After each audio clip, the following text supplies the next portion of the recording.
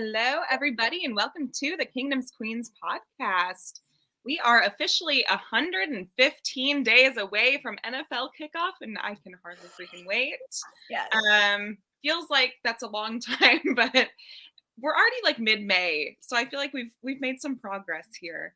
And I want to give a quick little shout out to Chrissy's daughter, Emma, for graduating preschool today. Congratulations, Emma. We're so proud of you. As you guys have heard, she's made some little appearances on our podcast before. So she's like the fourth queen with us. So congratulations. So proud of her. So proud. I may have cried, which is We're sad. your aunties over here, so we're proud of you. We may have cried also. I'm your host, Lexi.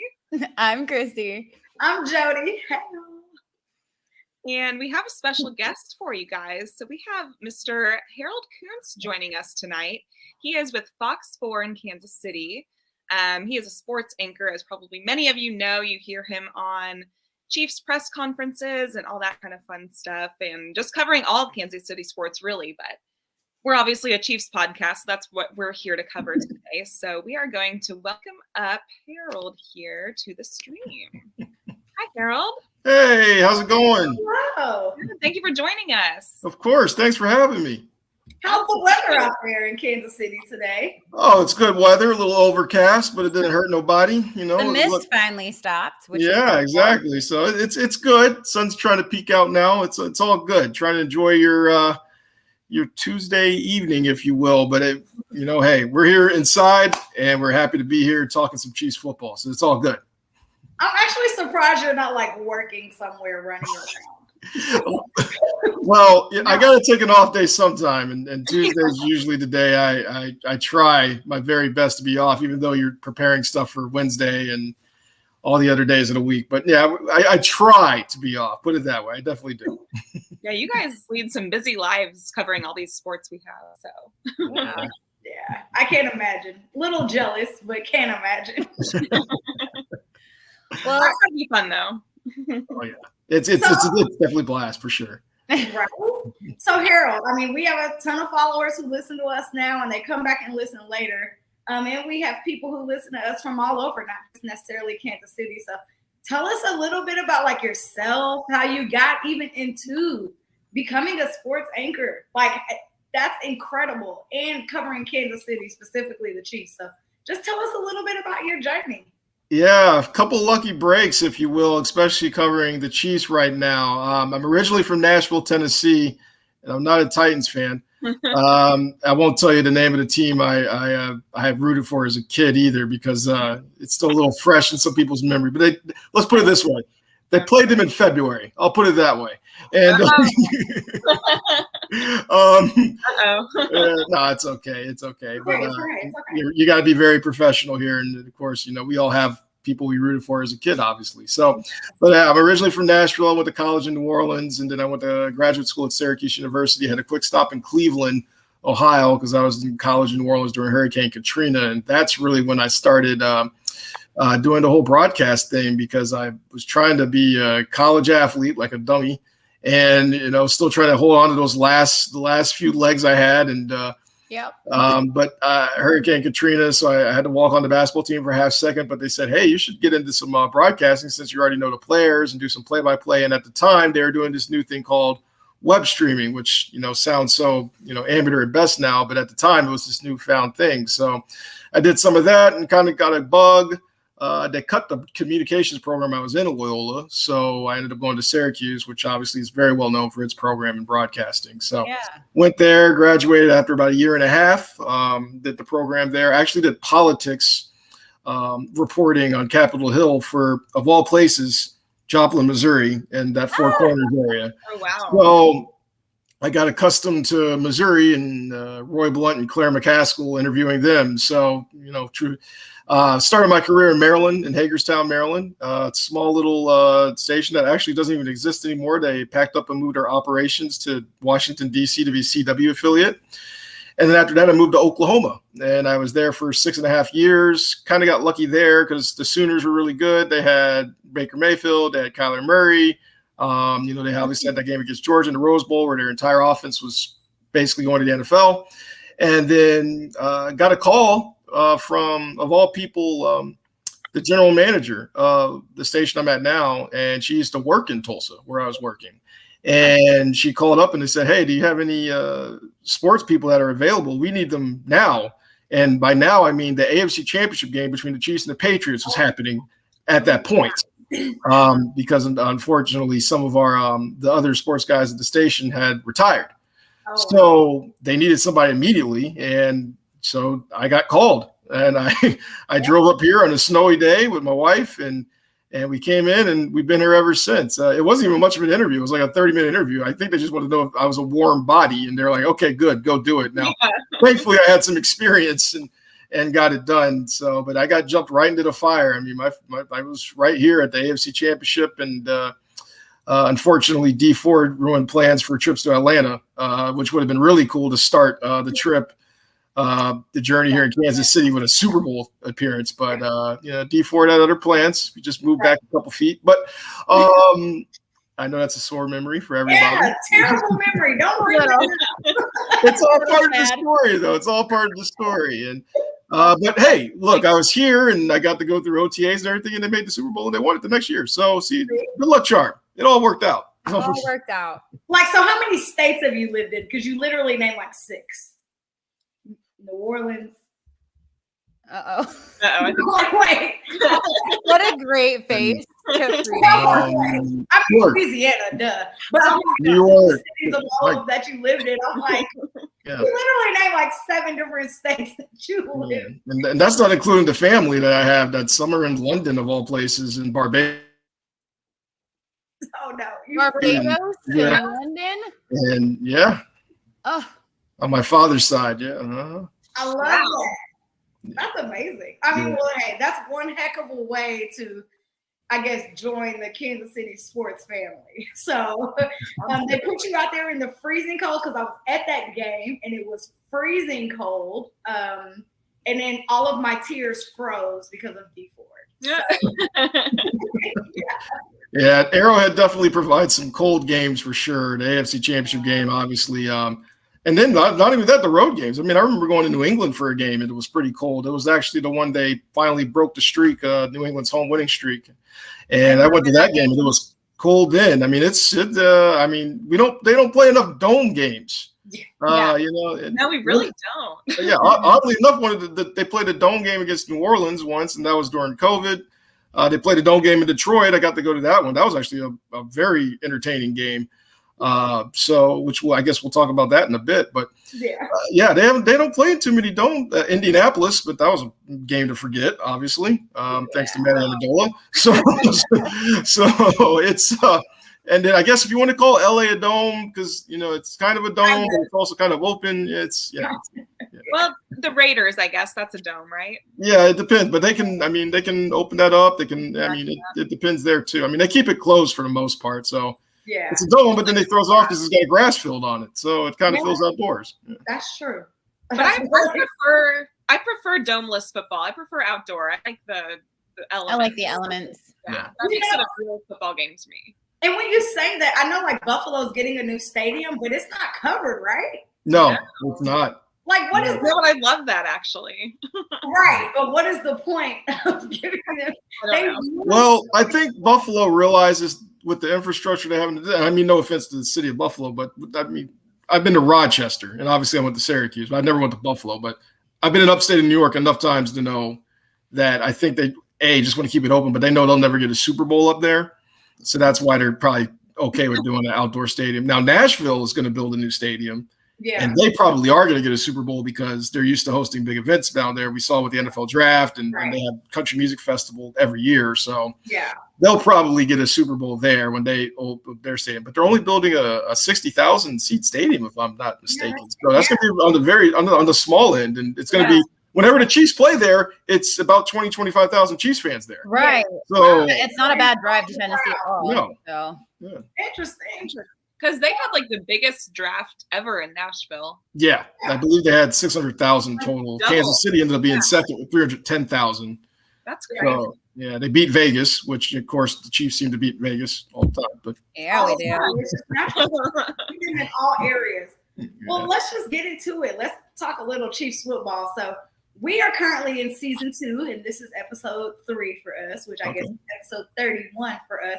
And we have not even talked draft yet. We've had a busy few 3 weeks. So just give us, what's your perspective of the draft? How do you think it went? Who are you most excited for? And what's your overall draft grade?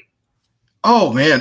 Well, see, I always grade drafts really more 2-3 years down the line. You never know how they're going to end up. And I think that's just the fairest way to do it. It's not a cop-out. It's just really it's nonsensical to really compare a draft to what they did or what moves they made. We have to understand a few things that the Kansas City Chiefs are at this moment. They're a team that no one's going to work with in the first round or the second round. They're not going to work with them. They've got the message now. They used to be friendly. Yeah. Now they're not because it's competition. We realize that. But that's what happens when the cape's on your back now. I mean, that's really what happens. So I didn't really realize it until this year. And I was like, oh, everybody hates us. So Jodi and I are standing there live at the draft, they're not trading with us for a wide receiver. We are not trading up. That's not going to happen. I almost felt like people grabbed wide receivers off the board, where there was that run. I was like, yes. There was a late run. Didn't need a wide receiver. Did they just do that so we couldn't get a wide receiver? Well, I think they probably ran into teams that had a need there. I mean, Baltimore is trying to put a lot of effort into getting Lamar Jackson as many weapons as possible. They get Odell and they get Zay Flowers, who obviously the Chiefs were very high on, especially Patrick Mahomes. But I think they got a guy that they're pretty high on in Rashee Rice. I mean, he was in SMU. I mean, he was working out with them. I mean, he was in Dallas. They worked out in Fort Worth. I'm pretty sure he found a ride out there in Fort Worth to work out with them. Because the other guy to mention was Quentin Johnston, who went to TCU. So obviously he's going to work out with them. And if you're a receiver, I think Patrick Mahomes is playing chess more than anything. And the fact that he's getting these guys at a young age, hey, you want to come work out with me? Learn to trade. I mean, I think that's chess, not checkers, which is a smart move there because there's no tampering involved with, kids wanting to work out with him. Right. And we've seen it before. He goes to Blue Valley West High School and work out. Next year to where they're going to be like, all right, I know it's the off season and I know you're not in a facility. But you can still not, I guess, intervene with draft potential. No, yeah, I think there's no issue with it, and the kids love it. I mean, I if I were a college kid coming out and potential NFL player, I'd love nothing more than to work out with somebody who's as good as Patrick Mahomes. I mean, all those guys said the same thing about him. They said, when I turn around, the ball's right where I need it to be. They're just like, whoa, it's there. And to which I would say, well, that's the difference between a professional quarterback and a college quarterback, even if a college quarterback is good. So, yeah, I mean, it's a great opportunity for those guys to work out with them. But going back to the draft, I do like the defensive focus. I do feel that Brett Veach, he's retooling that defense. They're getting younger. He's getting better. We've seen success with Nick Bolton. At linebacker, we've seen some success with Willie Gay. We've seen some success with that secondary. And they only have room to grow this year, especially guys like Trent McDuffie, Joshua Williams, Jalen Watson. And then he grabs more corners just because he loved the cornerback class and the defensive back class, like guys like Shamari Connor that are up there. I mean, some of those UDFAs that are up there, Nick Jones, who you guys talked to. I mean, he's a guy making plays already in rookie camp. So he grabs some of those guys. But the big one, of course, is Felix Anudike-Uzomah. And, obviously local kid from Lee Summit, Kansas State, came along strong, young, 21 years old. How his development goes is really going to be how you grade this class going forward, because you're really judged upon the guys that you pick first. And you bring in a defensive line now with George Karlaftis. You've got Chris Jones. You've got Charles Omenihu. And I'll talk about him in a little bit and why I think he's so important. But now it's like, Felix, all right, go earn that position. This is yours. And I think the second best guy is Keandre Coburn, just because they needed a position there. And I've liked what I've seen. I mean, it's rookie mini camp. They're in shorts. They're in shells. They're not doing anything serious, but you can just kind of see the work efforts there. And he just seems genuinely excited to be here. He looks like a guy who, when he heard Chiefs, he's like, oh, I got an opportunity now. So let's roll with it. We had him on our podcast a few weeks ago, and you could just tell, when he's going to be next to Chris Jones and stuff, the giddiness on his face and in his voice, he is so excited to be here. Yeah, that's exactly what we want. So yeah, he just seemed to have the heart and the mentality of what you would want on your team. Like you can tell he realizes this is an opportunity.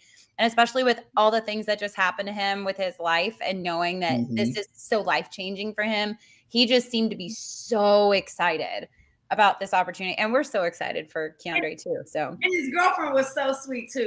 They showed us the baby. Oh. So the baby was what, 5 days old? She was born the day before the yeah. So, it was great. Yeah, no, I love the story of how, you know, he was making sure his cuddling her was like, oh man, I gotta go, I gotta get this stuff done. Trying to clean pump parts and all that. Yeah, exactly. Answer the phone. It was great. The whole thing was great. But hey, it's good. And he was, you know, he's like, look, Daddy's got to do a business trip, so he's got to go for a little while and do rookie mini camp and see where his locker is going to be and everything. But I think there's a good position to fill in there because I love Derek Nottie. We forget sometimes he's been there he's like the third or fourth most longest tenured chief. Yeah. Which goes to show you the business because he's only been there by 5 years. And he's the one guy from that 2018 draft, I believe, that's still on the team. So it's a business, but you know, like time is time. And you know, we all know as things progress in our lives, some things get a little bit slower, and he's going to need that depth piece. And I think there's a great depth piece there. He's probably the best value guy they had drafted in terms of, you know, he's 5 years at Texas. He's played a lot of college football. He's played under different defensive coordinators at Texas because they've had different schemes there. So he's got a lot of experience. You know, this isn't a young guy coming in. This is a guy that's like, you know, he's got a lot of football under his belt. And that's a good thing. So if you have to throw in somebody who's ready for an opportunity, he'll be there. So Felix and Keandre, I think that's really going to, you know, get your grade to it'll make the grade from a B to an A or a B to a C. And I just start with B with pretty much everybody again because I have no idea how these guys are going to end up. We don't know what happens to these guys, and you just hope for the best and you hope that everybody does well. But B to C or B to A. I think those two guys are going to determine which way that letter grade goes. I agree. I think those two and Rashid, and I think all three of us have the same grade of B. You know, either fluctuates between B plus, B minus, but I definitely agree. I don't think we're really going to be able to judge that grade for sure, at least through the rest of this season. Yeah, it's kind of like when people were talking about when we drafted Patrick, they're like, "Oh, that was a C draft pick. Like, what were they doing?" And then obviously a couple years down the road, they're like, "Oh, okay, just kidding. He's great. He's fantastic. Best thing we've ever done." Yeah. So it's like exactly, it's a great point. Like, you can't really give a full accurate grade until you see him in the moment, playing the games, going through everything. So yeah. Great. Yeah, I mean, you look back, like again, Derek Nottie's the only one from his class still on the team. Nick Allegretti's the only guy from his class still on the team. Yeah. And now that's no fault of guys like Juan Thornhill. I mean, they got paid. Juan Thornhill got paid very well by Cleveland. God bless them. It's a business. You got to look out for your family. If somebody's offering 11 when only somebody else is offering 8, you're going to take the 11. That's just how it works. Right. So God bless them. But you know, it's again, that's also the Brett Veach method of like, I'll find somebody that getting in their system, getting them in their coaching staff under Spagnuolo and all those assistants there, you know, like Daly and I'm skipping words here, but you know, like all those Merritt, obviously with the defensive backs. So he gets them under that staff, and I mean, they've been doing it for 20, 30 years. They know what they're doing, and what they teach is working, and you just got to get them under the system and get them to go. And get them to, you know, and use that very high school term of, you know, like, hey, run fast and get there. We'll worry about the rest. I just feel like what Veach was able, and his staff was able to pull off last season, we had like almost every single draft pick was a success. I feel like the only one that wasn't really used was Kennard as much, but even he, I feel like, played some special teams and had his he was active a few games. It was more of a redshirt year for him more than anything. Now he'll get an opportunity, obviously, to try to fit in where he can fit in. But, it's crazy. Yeah, but I mean, you mentioned offensive line, and that's a key right there because you bring in Donovan Smith, and then you obviously bring in Jamal Taylor, and Jawan Taylor. Sorry, and I mean, there's your bookends. I mean, you pay an exorbitant contract for what is a right tackle, what could be a left tackle. We have no idea how that works. Really just depends on the health of Donovan Smith. I mean, he's 8 years in. That's played pretty much every game in his career. So, I mean, obviously he needs to rest. So how do these other guys develop, like a Kennard and like other guys that are swing tackles, swing guards? I mean, you need these guys to death. I mean, you can't – the old saying they always say at Arrowhead is you can't have enough running backs, you can't have enough defensive linemen. Well, you can't have enough offensive linemen. You got to rethink that, because they've learned their lesson from the Super Bowl when they placed Tampa. Yeah. What happens when you play a 4 out of your 5 starting offensive linemen? They've learned that you need depth. And so when Donovan was eventually with the team, clearly the first thing I thought of was like, good, depth piece. I mean, if at worst possible, he's a depth piece. Well, I was going to say, what are your thoughts on that? So I know this is a little off topic, but the whole left tackle, right tackle, who's going to be at what position, that's really big controversy in Kansas City right now. Yeah. We're heated over that. Good Lord. If you ask Andy Reid, it's not a controversy. It's Donovan Smith at left tackle, and we already know who's at left guard and center and right guard, and at right tackle you get Juwan. So I don't think it's any controversy to him. But again, that's how they're going to start out. I mean, we'll look at OTAs, which are coming up here next week, and we get our first look Thursday. Unfortunately, we don't get – it's Tuesday through Thursday, the designated days they practice. We don't get our first look till Thursday. Who knows what they'll show us, if anything. But it'll be very curious to see how that looks in terms of what they do, how they mix and match. What does Andy Heck do there, the offensive line coach, on putting guys where it is? I mean, like we showed up at St. Joe. I remember when Trey Smith and Creed Humphrey were first-year guys. They were rookies. We showed up there, and we see Creed and Trey, and we asked them, was like, is that how you're going? They're like, yeah. Yeah. And, I mean, but they knew what they were doing, because clearly it worked. It worked out. It worked out. Okay. And Creed Humphrey is, I mean, I might be looking way ahead of the puzzle, but like the way things are going for him, he's a future Hall of Famer. Absolutely. So it's I think we agree. Yeah. 100%. So yeah, and he's like the perfect center too, from like the perfect city in Shawnee, Oklahoma, like a tiny town kid that just grew up and just was always the big guy. I mean, I oddly enough, I mean, I know Creed well enough. I covered him when he was in high school, when I worked in Oklahoma. Wow. Cool. Yeah, because Shawnee played a couple games against a couple Tulsa area high schools. And you were in Oklahoma for 5 minutes. I forgot.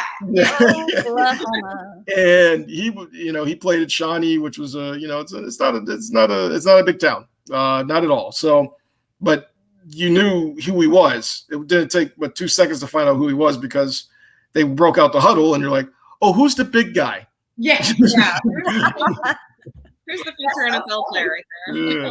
That's so funny. Well, thank you for that. We hadn't had any draft conversation, so I love to have that little memento right there. Yeah. But we're going to pivot a little bit, because, there's a lot going on social media. And I know that you're on social media just as much as we are for personal and work purposes. Yep. So I'm going to throw 3 questions at you quickly, and you can answer those in whatever order. All right. So what are your thoughts about Frank Clark? We see Chris Jones out there working real hard to get him back. And I think all 3 of us have retweeted Chris Jones every single day about getting his best friend back. And then just like, I know there's some things Lexi said were going on with Mahomes' contract. So I'm kind of out of the loop here. But I just want to give a little background to that. I think it was Ian Rappaport said yesterday he heard some talks of like Mahomes' contract being reworked this season. And I don't usually take a lot with much merit to it unless it's said by someone like Ian Rappaport or Adam Schefter, people like that. Because otherwise I think it's a bunch of smoke. Mm-hmm. But when he said it, I was like, that's interesting, because I kind of thought it was just smoke. That Florio, Florio, whatever his name is, that he was. We don't need to talk about him.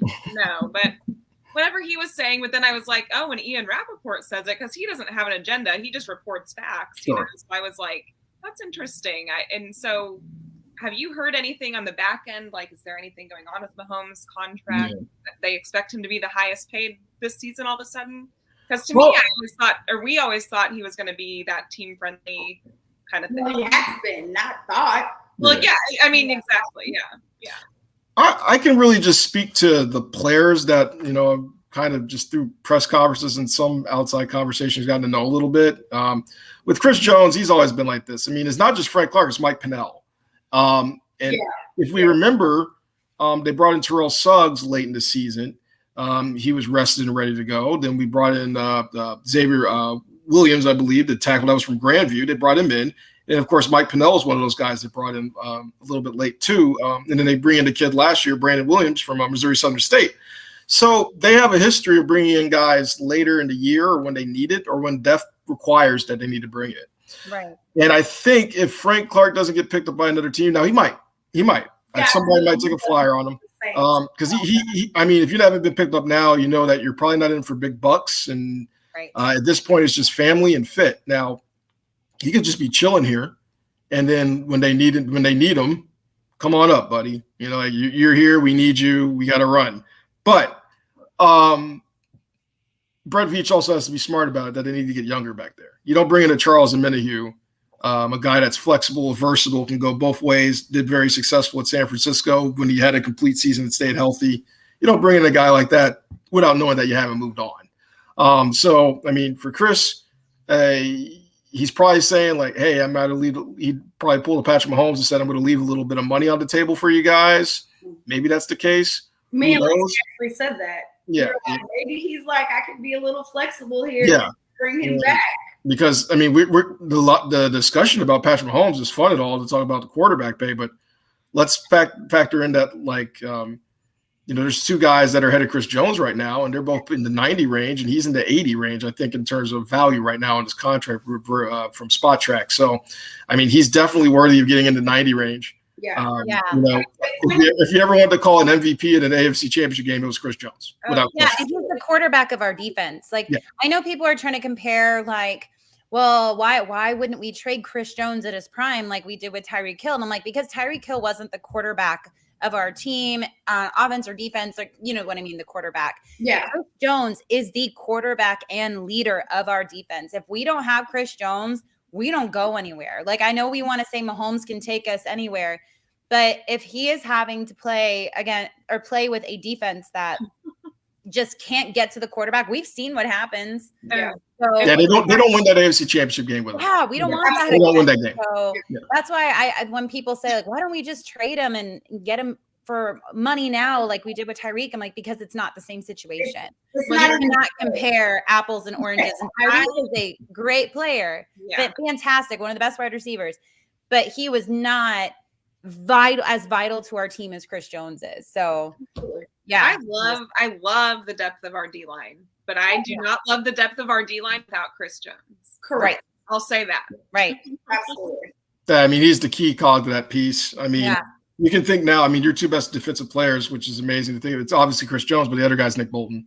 Right. And he's the green dot for one, playing that Mike linebacker. But at the same time, he's really got a good feel for the game, a good understanding for the game. He makes the job a little bit easier for the secondary, which, is still veteran leadership is Justin Reed right now. So they've got their key cogs there. It's just a matter of, like, Chris Jones needs rest. If you're going to get prime Chris Jones, you've got to save him because as we transition, I'm sure, into the schedule talk, you've seen the back end of the schedule. Yeah. So that's where you need him the absolute most. And that's where you hope that Keandre Coburn's of the world can be ready to go. That's where you hope Felix progresses as the season moves on. And you hope George makes a big step up from year one to year two at his end. So it's a lot that they need to work around the defensive line. They have the pieces. Now it's just, how do you use them? How do you make sure they're at their best when it comes to the time where you need to be at your best?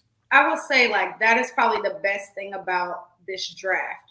We went so defensive heavy, which, I think we are truly working on having that top 10 defense this year. Like, Patrick has not had one yet.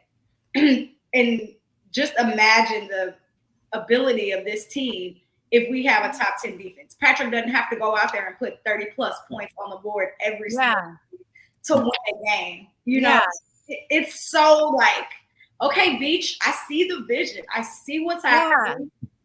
I see there were games last season where our defense did have to step up and they did have to come in big.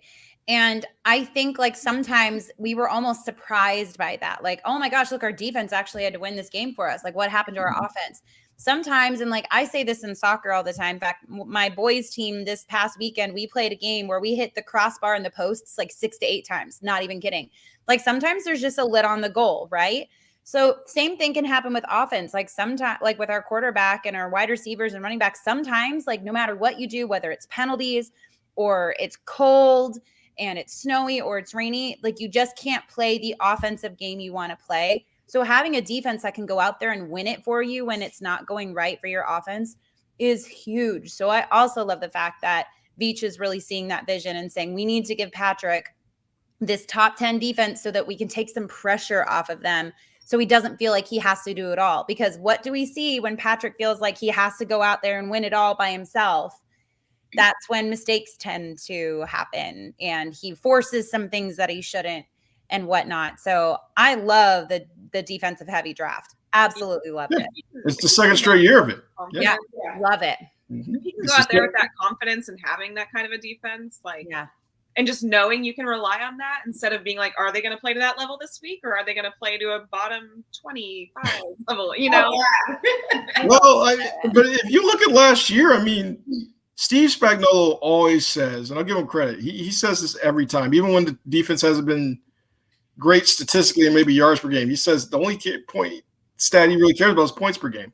Right. And they've been pretty middle to above average in points per game, to their credit. I mean, obviously last year started terribly, but it did, and there's no way to get around it. Last year it did start terribly, but it got better over the course of the season. And you just, again, this is a team that knows they need to play their best ball at the end of the year, and because they're going to be in the mix, and they've got to be at their best, and they progress. I mean, you had to get those rookies that stepped up. I mean, we look at the AFC Championship game again. Look at that interception. That was 2 rookies on that coverage. That was Cook and Williams. There was 3 of them. I mean, that's where this team progresses. That defense will continue to progress. It always seems to under Steve Spagnuolo.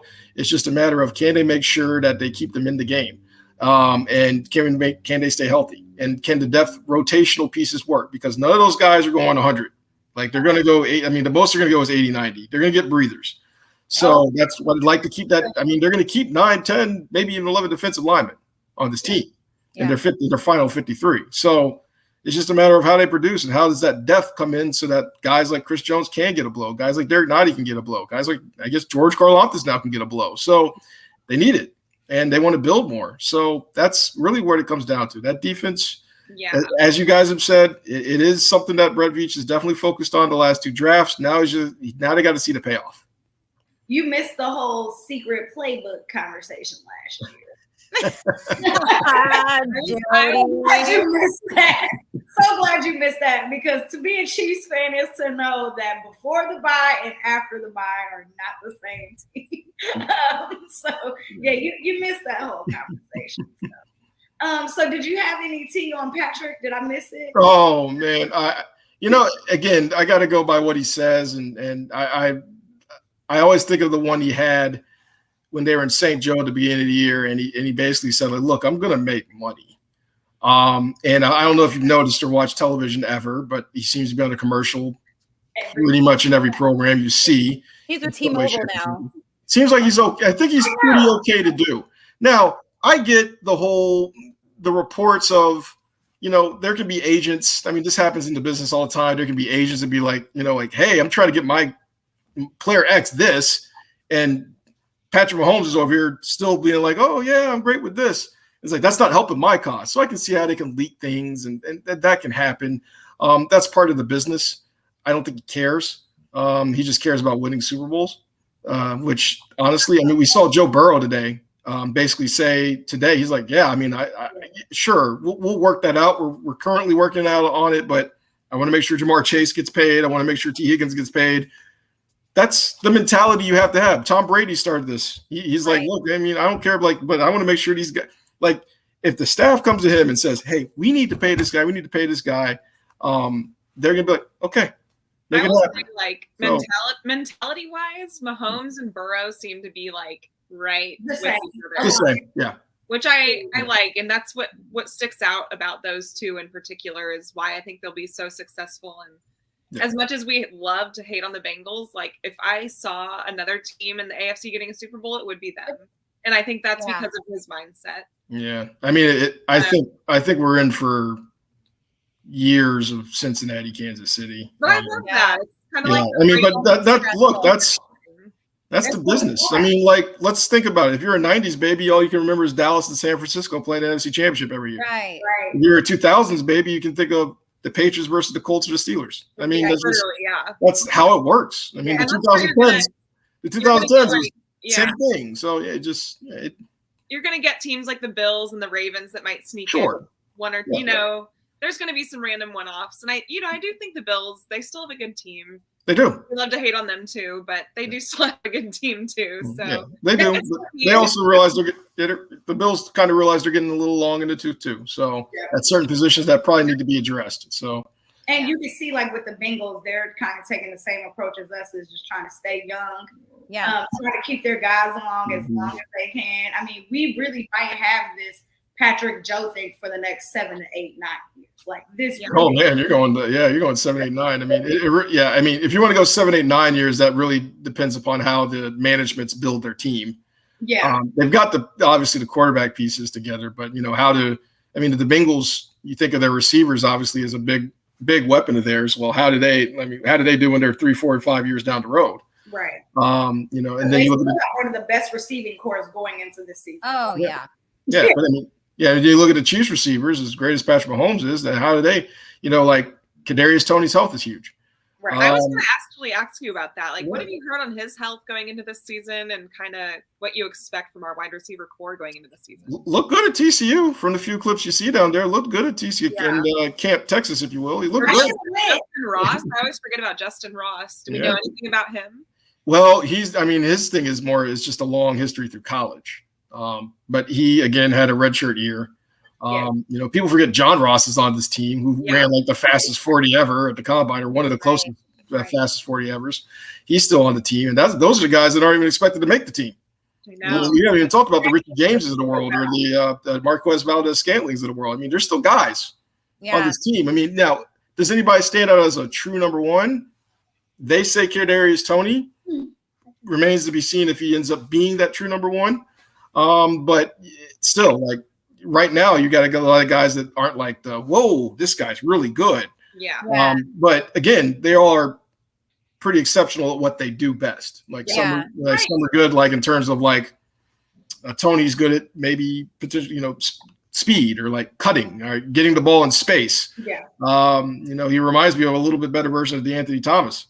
And then you have Richie James, who might help out in special teams more, but really progressed to have one of his best years last year in New York. Yeah. If anything, we should be asking Daniel Jones how the Chiefs receivers are, because he played with him in New York. So all right, Daniel, come on our podcast. Yeah. That's the thing about our wide receiver cores. I feel like there's the potential for them to just be phenomenal, but there's also the potential for them to just be like, they're okay. It's just it depends a lot on, like you said, like their health, like how they mesh in the Chiefs offense. And those are just things that kind of like we're gonna have to wait and see how they do throughout the season. Because let's say Tony has like 6 awesome games and then he gets hurt and he misses 4, then it's like, well, what do we feel about our wide receiver core now? I'm knocking on wood right now. I'm sorry, I'm doing all the but we do forget sometimes. Tyreek Hill was out for 3-4 games at a time. Yeah. So I mean, and they made it work. I mean, this is a team that had Marcus Kemp convert a critical first down in an important game. Stressful. And you forgot for your second, you're like, wait, he's still on the roster. Like, no, he's playing. Yeah. In the fourth quarter. Okay, so he's lining up. Okay. Yeah, he's lining up. Like, not blocking. Like, he's open. Like, go do something. So, yeah, I mean, and a lot of it, we can credit Andy Reid. He's been getting people open he's been getting people open in the NFL for 3 decades. So, I mean, he gets a lot of credit for that too. I mean, just between 2 offensive minds like Reid and Mahomes, you didn't mix now as the new OC, which, it seems like weird that we're talking like, oh, that's right, there's a new OC on this team. So there's a lot of new OCs going into this. Yeah, there is. There is. the Chargers have a new one. Head coaches too, like, and I know we'll talk like later in our season about like the different divisions and our score predictions and things like that. But I mean, yeah. Well, think about a team like Philadelphia, who has to replace their offensive and defensive coordinators this year. Right. Yeah. No one's talking, they're the favorites of the draft, but like no one's talking about how they have to replace two huge positions on their coaching staff, offensive coordinator. Yeah. And that's something the Chiefs have been really lucky with. Like on this run we've been through, we haven't had this complete overhaul like that. Like we've been really lucky to keep a bunch of our pieces, and like we may lose one or something, but we've been able to keep the core for the most part together, and that's really, really lucky. Yeah, I mean, obviously the change this year was the running backs coach going to Washington to join Eric Bieniemy's staff, but then they bring in Todd Pinkston, who played under Andy Reid, and knows him well enough. Even though I think he was like Murray State or something before this, but he comes over, but he's like well aware of what they do, because he played under Andy. So I mean, it's like to use a Marvel reference, it's like a time continuum, just keeps going. I love the Marvel reference. Yeah. Well, we have some listeners who will appreciate that as well. Yes. I mean, but you can't.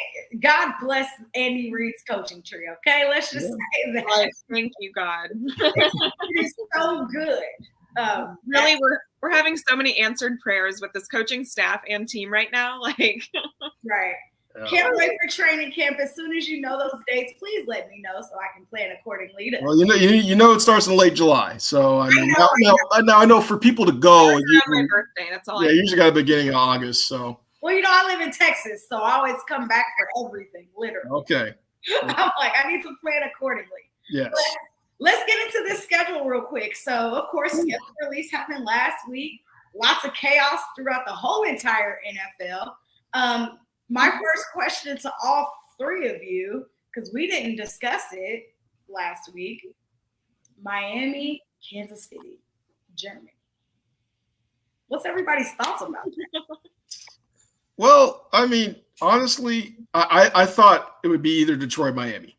It just made sense, especially when you heard that the Chiefs wanted to protect the Chicago game here. I get that. Chicago's close, easy flight. There's a lot of Chicagoans who live in Kansas City already. It's going to be a great gate. They can jack the ticket prices up. Totally understand that. That's just business. But I did think maybe they keep the Miami game here and do the Detroit game there. Now, granted, it would have been the same match that they had in London a couple years back. Maybe that had something to do with it.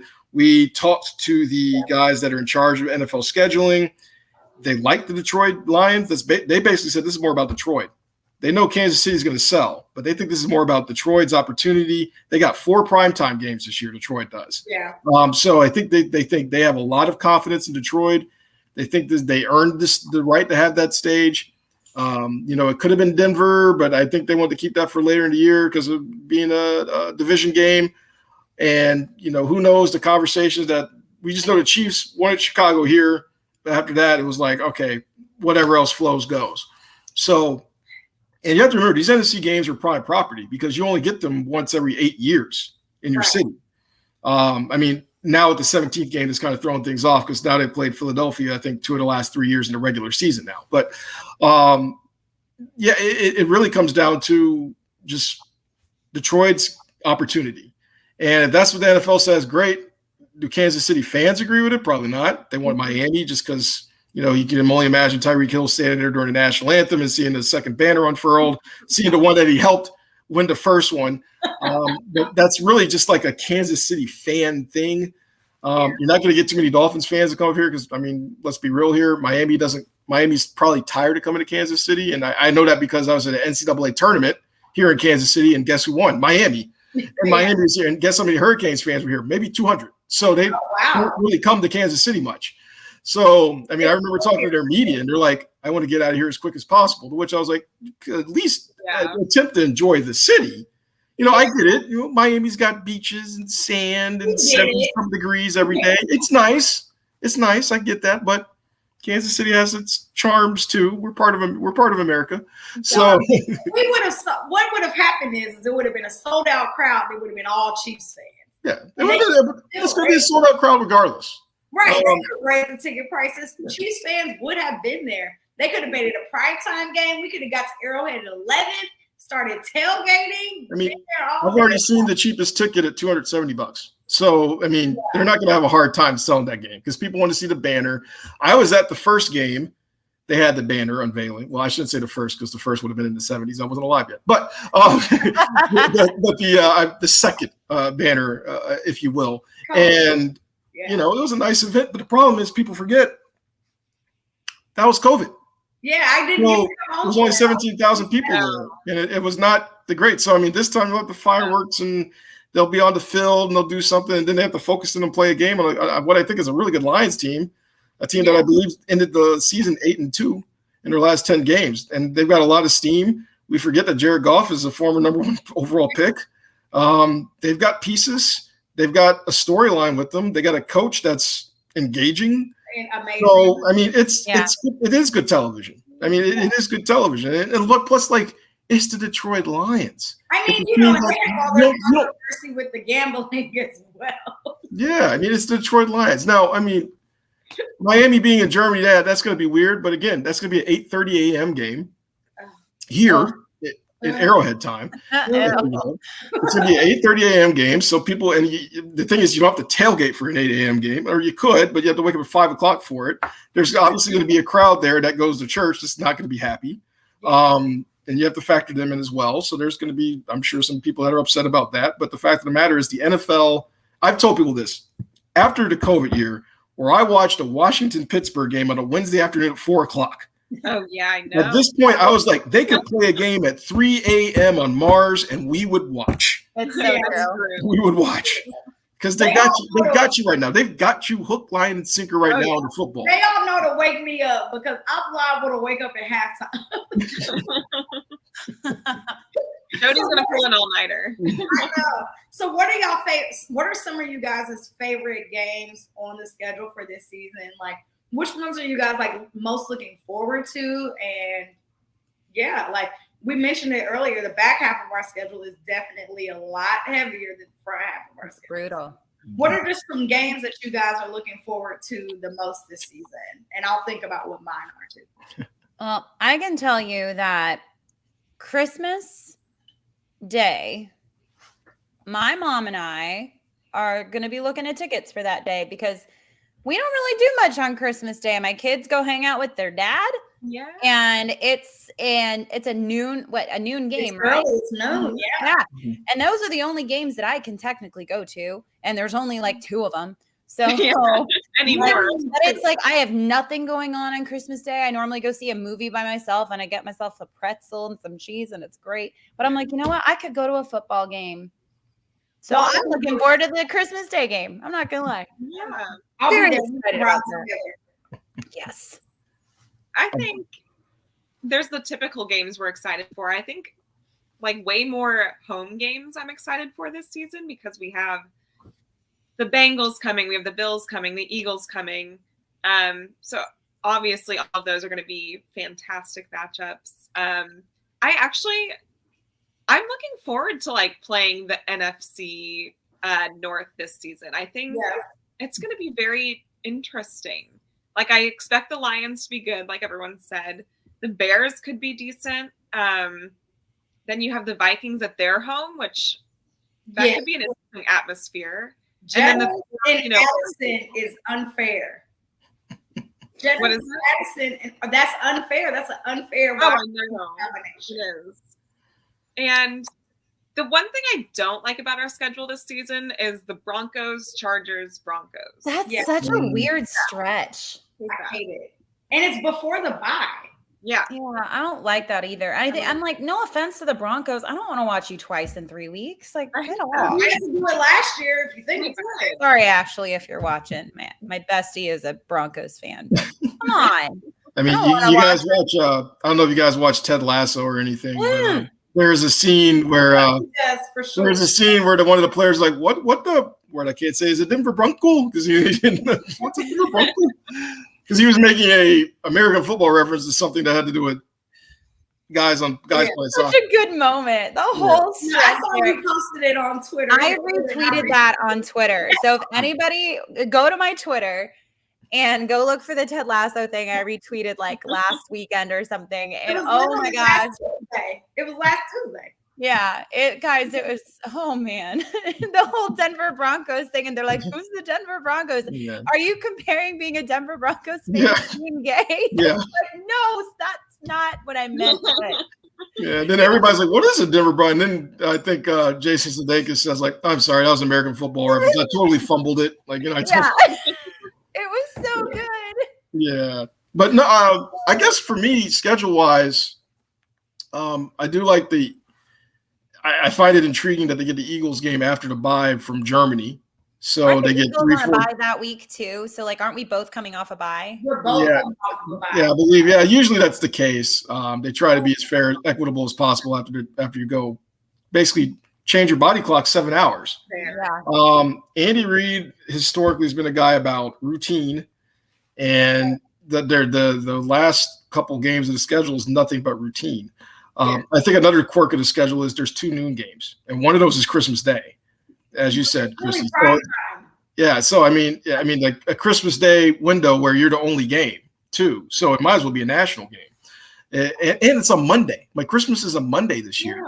You're playing a Monday 12 o'clock game, which is weird. It's really weird. I mean, I know it's Christmas, and everybody's off, but it's a Monday at noon. Like it's weird. It wasn't like last year where Christmas was on Sunday. Right? Yeah. There's no Saturday game that week, right? That we know of. Because let's remember, a game has been moved to Saturday the last week of the season twice. And who do they happen to be playing in the last week of the season that could be a meaningful game? The Los Angeles Chargers. The Chargers. Because we remember the Denver game was moved. And that game was very close. That required a fumble recovery at the end from Bolton, I believe. And then last year, well, that was just news in the park. So, I mean, it was because the Raiders were officially out of it. And, I mean, honestly, I don't know if any of you guys went to Vegas for that game, but that game was there might have been more Chiefs fans there than Raiders fans. Oh, you could see it. It was a red fanned stadium. It was great. Arrowhead West. Yeah, I mean, basically, well, they got a flag under there, right? Supposedly that's the rumor. Yeah, but I think the Philadelphia game will be interesting. I'm curious to see where they're at the beginning of that season, where they're at in the NFC standings. I mean, they got that thing on Monday Night Football for a reason. I mean, they've got 2 Monday Night Football games, if I'm not mistaken. They got 2 Tuesday, Thursday games, and then they got 2 Sunday night games. I thought they'd have more Sunday night games, to be honest. Yeah. But I think that's because CBS really wanted to make sure they had as many Chiefs games as they possibly could. They got the big ones in Buffalo and Cincinnati. Yeah. And that's a little stretch there. I mean, you get Buffalo, you get Cincinnati right there. You got some tricks up the sleeve there at the end, especially when you add in the New England trip on a Monday, which is just interesting. And then, like, let's factor this in. You play at Green Bay and at New England, both in December. And one's Sunday night and one's Monday night. Yeah, one's Sunday, so one's Monday. So and then you get the short rest for the Cincinnati game. Games. Yeah. So I mean, that's something. I mean, again, they're used to it. Again, when you have the cape on your back, this is what you're going to get. Yeah. You know, the Chiefs have are now equal level with the Cowboys now in terms of national interest. That's how this works, and that's why Dallas only has 2 noon games too, and the Chiefs only have 2 noon games. So that's how it's going to be. That's how it's going to work going forward. And as long as 15 is still playing quarterback there, that's the way it's going to be. So they want these games. I mean, I work at a Fox affiliate. We've got 1 game. We've got the Chicago game. Wow. And we were slated to have 3 because the Philadelphia, Detroit, and Chicago games should all be Fox games if you go by the traditional TV rulings.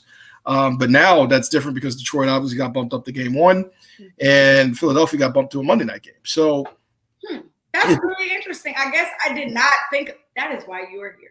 I didn't think about that. That those are traditionally when the NFC team visits an AFC team, that's a Fox game, and then vice versa, the AFC team visits the AFC team, that's a CBS game. Traditionally, that's how it works. Until, of course, you get a game bumped to Monday or Sunday night. And in that case, they try to give you another game to kind of make up for it. But they changed those rules. This year was open season for everybody, which changed a lot of things. So now you've got some certain games that would normally be CBS games are on Fox and vice versa.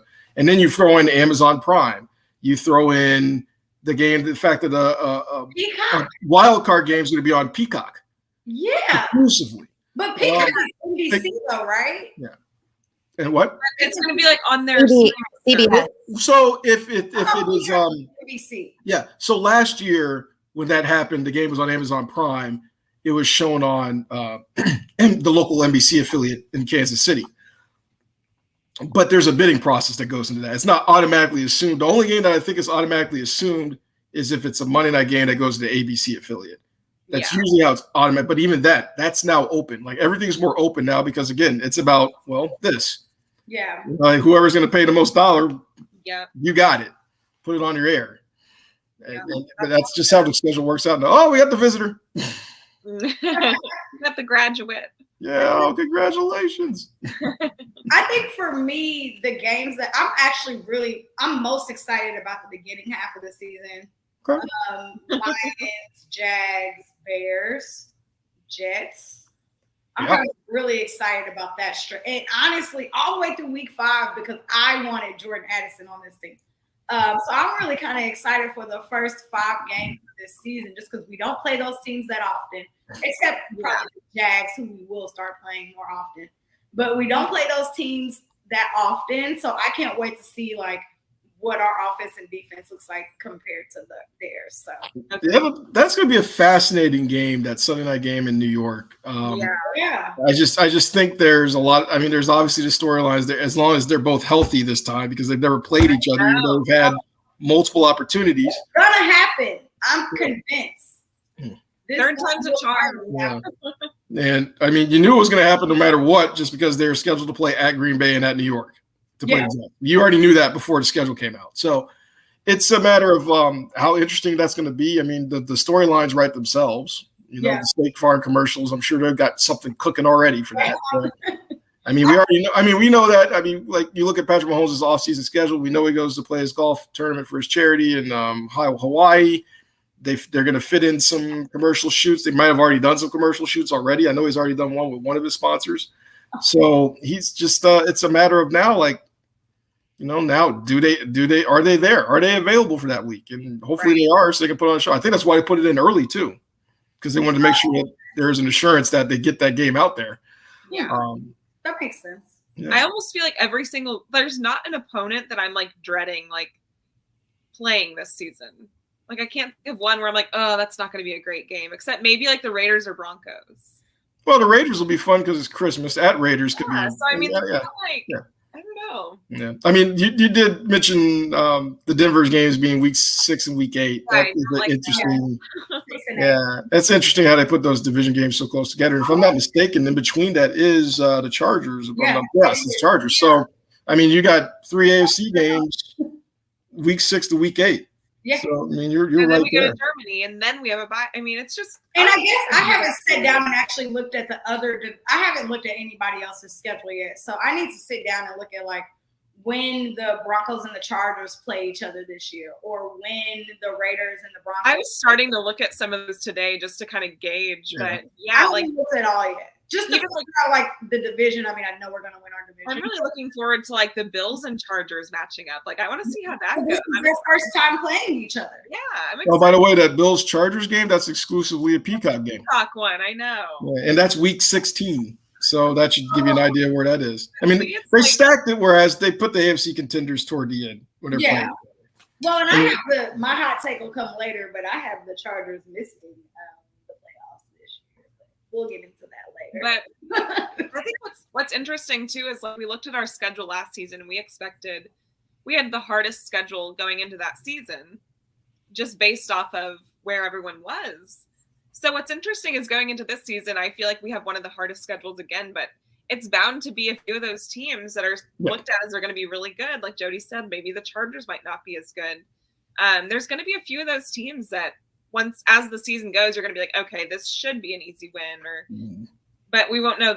Going into it, I'm this is a gauntlet of a schedule. So not every team that made it last year in the AFC is going to make it this year. That's my thought. I just need to figure out which team will not make it. Every year changes. Every year. I mean, I think there's a stat out there that says, I think 6 of the 14 teams were different from the previous year. It's usually around half that it's different. I mean, that's the NFL. That's what they want. They want parity. I mean, let's assume for a second that maybe the Jets make the playoffs this year because they're better. Absolutely. We probably figure that a team like the Titans are not in it right now just because they got some uncertainty going on. You factor into the AFC that we all thought the Broncos were going to be pretty good last year, right? They weren't. The Patriots. What happens with them? I mean, they got some uncertainty right now. So that's where there's one flip you can see right there. Yeah. Miami. I mean, if Tua's healthy, they might have something. If he's not healthy, then they might not have something. So there's a lot to factor in. So I mean, I think that's the same with the Ravens too, with Lamar and Bell. Like if they're healthy or not, and then does Deshaun Watson go back to forming in Cleveland?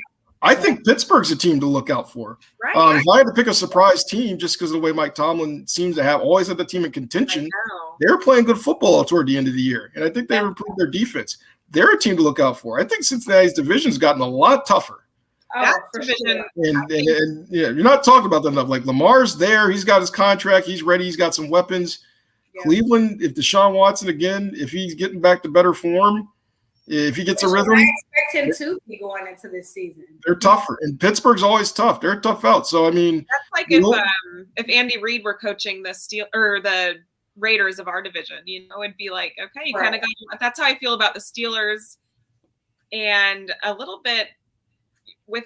I mean, like the AFC East, like I feel like the North and the East, I can't even decide which one is harder out of those two because you have Bill Belichick, and then you have Mike Tomlin, who have arguably the worst teams in their divisions, but they're the best coaches. I don't know. I think Mike Tomlin's a better coach, but that's just my hot take. I mean, Tomlin's a fantastic coach. I mean, I think he's going to be on the line to get a good look at the Hall of Fame for sure. Yeah. I definitely believe that. I'll tell you another team that, I mean, we like to make fun of the Raiders around here, but like Jimmy Garoppolo and McDaniel worked at one point. So, I mean, still look at their schedule. They don't have the pieces right now. I think they're truly contend, but they can still they're a game you can't slip up on. No. Yeah. Yeah. So you never know. Like the Texans may come in and I don't think they're going to make it to the playoffs, but I think they could wreck shop for a few teams this year. Well, I think I saw Colin Cowherd thinks Jacksonville could be the number 1 overall seed. And I see what he's getting at because they get basically the rookie class of 2023 as quarterbacks in their entire division. Yeah. Even though, I mean, I don't know what happens with Ryan Tannehill and Will Levis, but I mean, you're getting Anthony Richardson, you're getting CJ Stroud. So I who knows what happens there. Yeah. But I mean, and Jacksonville's got some. I mean, Jacksonville. I tell you right now, Jacksonville's got that Week 2 game circled with the Kansas City Chiefs. Yeah, they definitely. And they've got a noon game in Florida in September. It's going to be 170 degrees. Yeah, get the pickle juice ready. So get the.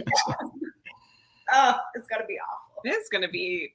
The AFC is just going to be another gauntlet this year, but I can't wait to see how it actually plays out. And because there's going to be teams that start off so hot, and then it's going to be like, what happened to them by midseason? What happened? And then the NFC is just so freaking wide open. So lucky from the few staples, but for sure. But it's interesting. Well, Harold, we're so glad that you joined us today. Oh, thank you. You were amazing. This is fun. I like this. This was fun, right? Yeah, we got to do with some wine or something next time. We usually have a little. Yeah. But it's been a long day for all of us.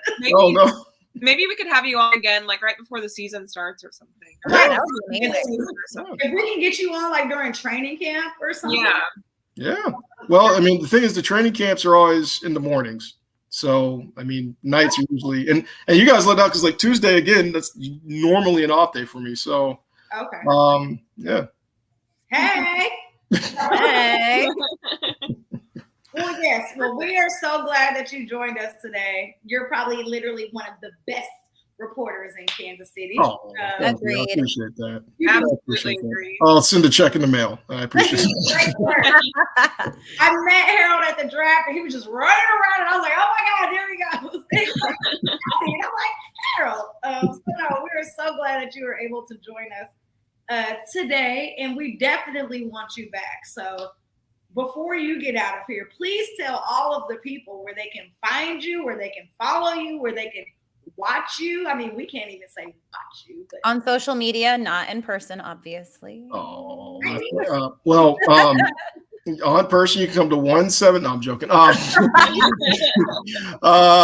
obviously, I work for Fox 4 KC and fox4kc.com, the number 4, and then we have, we web stream our newscast, and the weekend guys. So usually I'm on Friday and Saturday and Sunday.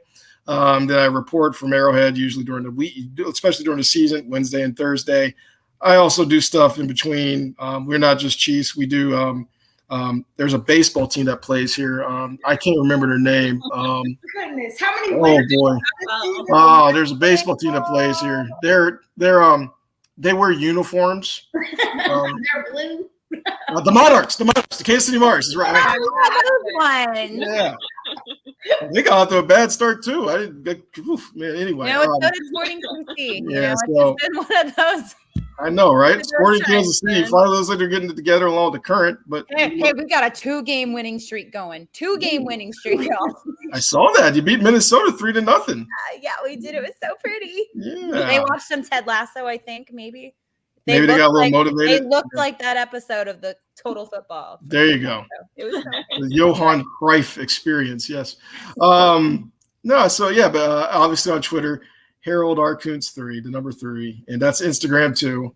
I always post stuff pretty regularly, so check it out and try to keep you informed about what's going on in the greater sporting Kansas City Royal, Monarch, Maverick, Chiefs, Comet, Kansas State, Missouri, UMKC world. I think I got it. Really well done. Yeah, and he's honestly one of the best people to follow on here for all of your Kansas City sports information. So please follow him. Absolutely. I feel like I'm always like, what's going on in Kansas City? I'm always retweeting you, like, oh, that's good. Retweet. I always laugh at his Royals loss posts. Yeah. Hey, in fairness, I have posted Royals win too. I've only got to do it. It's not as often. 10 times, but I do post Royals win. We're all just begging for football, and it's thank God for the Chiefs. We are begging. Well, thank you so much, Harold, for jumping on with us. We really appreciate it. We will talk and see what day we can have you on next for sure, because we got to get you back on the pod. So. All right. This has been fun. Thank you for him. I really appreciate it. This has been fun. This has been a blast. Thank you, guys. Thank Bye. you. Bye. He's so great, y'all. We love him. He's fantastic. Yes. Well, y'all, I could just listen to him talk all day. I'm sorry. I just could. I know. And, I don't really get Kansas City TV, so I'm always just literally stalking all of their Instagrams. Like, yeah. what are they talking about on Twitter? What are they talking about on Instagram? Like, what's going on there? So, yeah. So great. Well, yeah, today was great. I don't know. We don't have any guests for next week. So next week, y'all finally just get us. Just us. That's us. Yay. But hey, let's not speak too quickly. You never know what can happen in the next 5 days. That's true. That's very true. We're in contacts with some people, so you never know what might happen. But for now, it's just us. Just us. Well, guys, thank you so much for joining us this week. We loved having Harold on. He was absolutely fantastic. And make sure that you follow him on Twitter, Instagram, watch him on Fox 4. He is phenomenal. So if you guys look down on our screen, you can see all the amazing places you can follow us. Make sure you like, tweet, retweet, follow, subscribe, all of the above, so you never miss a second of all the action. We love you guys so much, and we can't wait to see you next week. So until next time, your queens have spoken.